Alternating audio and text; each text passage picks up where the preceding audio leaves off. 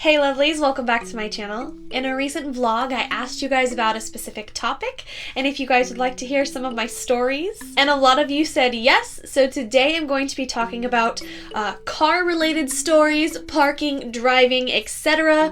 All the reasons why people can't drive. I'm sure we all say it, but why the hell can't people just drive? I mean, they're out on the road, right? They had to have passed their test. God, I hope they passed their test. But still, why do we have these issues? Why can't people hit that little switch in your car that turns on the turn signal? Or why does the idea of speeding up to merge confuse people? I don't know.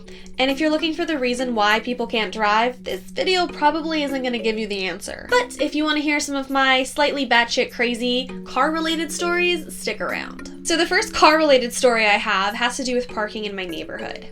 I live on some decent-sized streets, and there's actually a good amount of distance between the parking spots and the actual road. Or if you even have to park on the road, there's still a good bit of space. Now, for years, parking on my street was blissful. All of us happy neighbors, parking how you're supposed to, living such happy lives. Just parking how normal people park. Then, our new neighbors moved in. I literally have no idea how many people are living in this house, but the amount of people I see coming and going and all the cars outside, it is a mess. So being as there's like 30 different cars that belong at this house, not all of the cars are going to fit in their parking spots in their driveway. So what do? They park in other people's spots.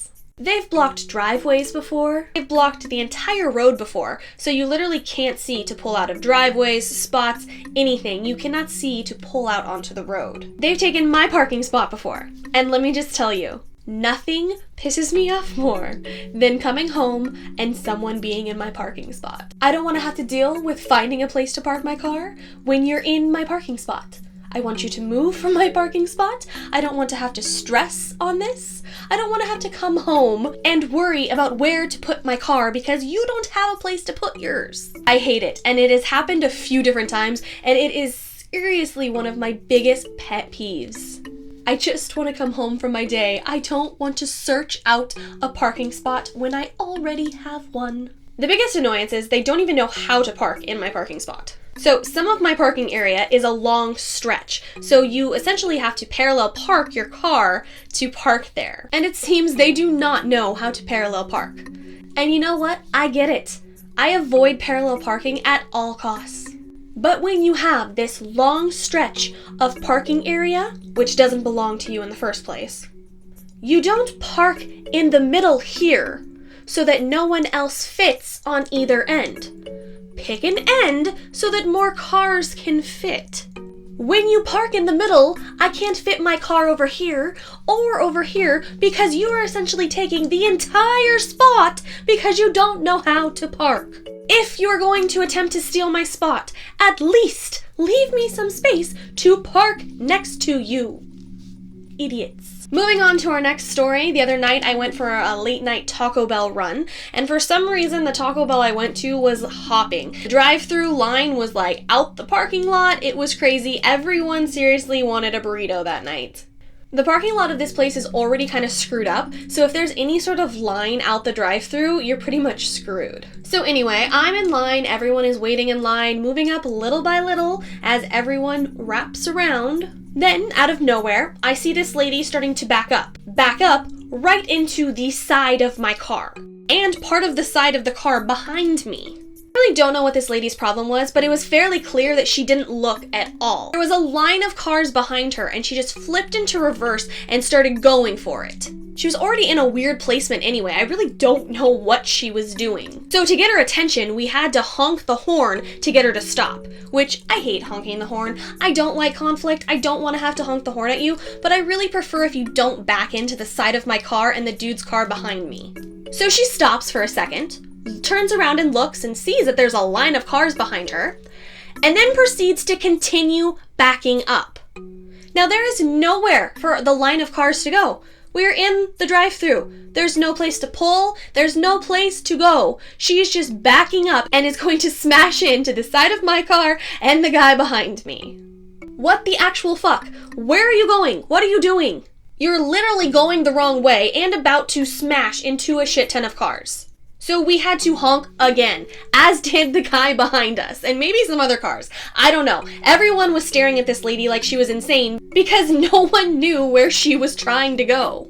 So finally some more space moves and we are able to move up in the drive-through line, and the car behind us stayed, so she had just enough space to go in between our two cars. I literally have no idea where she was going, how she thought she was going the right way, but it's pretty clear that she didn't give a shit if she was gonna back into a couple cars that night. All I wanted was a burrito. So my next story has to do with my previous job. Let me just say how uncomfortable I was parking there. And I actually have a few good reasons why. So many horror stories came from that parking lot. Cars getting sideswiped, cars getting broken into. I hated leaving my car in that parking lot. My poor little car. I think I had to leave like a blessing with it every time I went in for work because I just hoped for the best in that lot. So one of the stories I have with that parking lot has to do with the landscapers. Now when this happened, myself and my boss parked right next to each other because we knew that neither one of us was gonna back into each other, door ding each other, or any other horrible things that happened in that parking lot. Both of us also knew that we parked in the safest part of the lot. But unfortunately, that spot was under some trees. So one day, both myself and my boss are inside working. Suddenly one of our customers comes running in, and this isn't a horrible customer story. She had every right to be pissed off. The landscapers had proceeded to park their truck behind a row of cars, and they weren't gonna move their truck until they were done. I get that you're working, we all have a job to do, but the entire parking lot was empty except for this row of cars. Do you really have to park behind the only customers that we have right now? To make matters worse, as the customer was outside trying to get them to move their truck, she watched a large branch from the tree they were cutting fall and land on her car. Of course, leaving a nice, shiny dent. Kind of a big ordeal, and finally we got them to move and the customers were able to leave. My boss and I kind of looked at each other. Did you park under the trees today? Yep. Did you? Yep. We both took turns going outside and checking the damage of our cars. Luckily, neither one of us had any damage or dents. Did have quite a few branches laying on top of our cars. Another great driving time is when we get any type of snow. Snow is pretty and it's nice to look at. I like taking pictures in it. But as soon as it turns to ice, it can fuck off because I don't like driving in that shit. But at least I know how to drive safely in it. My biggest problem about driving in snow, ice, or any other winter weather conditions is the idiots around me. Here I am driving slow and safe in the ice, and then suddenly an idiot zooms past me, hits a batch of ice, spins off and into a ditch. True story. Like, people die. Like, is it that important that you have to go 80 miles an hour in snow and ice? We really don't get that much snow around here, but when we do, people freak the fuck out. A snowflake hit the ground. I repeat, a snowflake has hit the ground. Everyone, take cover. Now, one of the bigger snowstorms we've had in a while happened a few years back, and this was at the lovely time when I had to be to work at 6:45 in the morning. The sun isn't up, everything is slick, and can be quite scary. On one of these lovely mornings, I came to a stop and watched as someone going in the opposite direction zoomed down the street at about 60 miles an hour in like a 40 zone, hit a patch of ice, and spun out up onto the sidewalk, was super close to hitting a light pole. Then a couple teenagers get out of the car and they're laughing and having a great time because it was so fun to drive like an idiot and almost get yourself killed. Yes, I hate teenagers. Alright guys, we are on to my favorite car story. A story that still pisses me off to this day. This is probably the worst car story that I have. This, of course, takes place at my old job. I hate that parking lot. So I was working a full shift that day, so it was about 7 to 4:30. I come out, all I want to do is go home. I'm exhausted. Now that day, I was parked in the middle of the parking lot, and when I approached my car, the first thing I noticed was there was a note on my side mirror. So I grab it, and it's basically a note with contact information if I want to sell my car. So I'm kind of like, no thanks, I think I'll keep my car. So I'm about to get in my car, and I notice another note, but this time it's underneath the wiper. I grab the second note, and it's a long note. It's basically this lady's contact information. She was a witness to someone backing into the front of my car. Wait, what? So I immediately stop reading the note, and I'm like, what the actual fuck? I walk to the front of my car, and my front bumper is literally hanging off my car. I was so fucking pissed. So I continue to read this lady's note. As I said, she was a witness to this guy backing into the front of my car. She literally watched my entire bumper fall to the ground. Then he got out of his truck, gave my car a look, and tried to pick up my bumper and set it back on my car. Okay, asshole, not only did you just hit the fuck out of the front of my car, but you're just gonna try to pop the bumper back on and go about your day? Asshole. The note then said that he tried to leave the scene, but because she was a witness, he decided to stay and leave a note of his own. Once again, what an asshole. So now I'm looking for a third note. Like, how many notes can we leave on Cassie's car in one day? So I find his note, and it's some shitty message like, "Hi, I hit your car," with a phone number. Yeah, no shit, you hit my car. Best part of the story, the number left on the douchebag's note.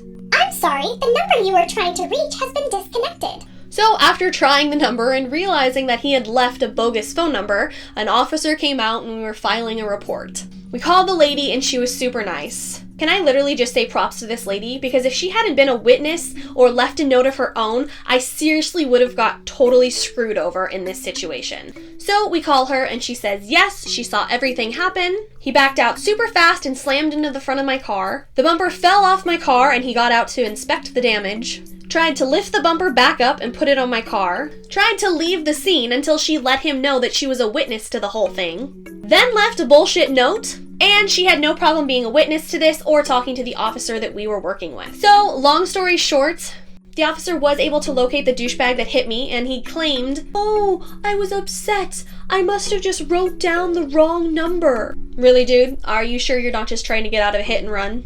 This guy essentially got off with like a warning, which I think is bullshit. But once again, thank you to this lady that was witness to everything, because the douchebag's insurance paid for everything to fix my car, and I didn't get screwed over. But seriously, what a douchebag. I still get so irritated with this story. It just proves that I really dislike some people. How you can just back into somebody's car and be like, it's just a little bump. She doesn't need her front bumper. I'm just gonna go grab a coffee and go about my day. Like, what is wrong with you? I've never backed into somebody's car, but I'd like to think that I wouldn't just leave the scene or leave a bogus number. People suck. So yes, those were my car-related stories. I don't know why these people can't drive or who's handing out driver's license these days, but it really makes my head hurt. If you like this video, please give me a thumbs up, and if you'd like to see more storytime videos, please let me know in the comment section below. I love reading your comments and hearing what you guys thought, and if you have any of your own car horror stories, let me know. I'd love to read them. Thanks so much for watching, you guys, and I will see you in the next video. Bye!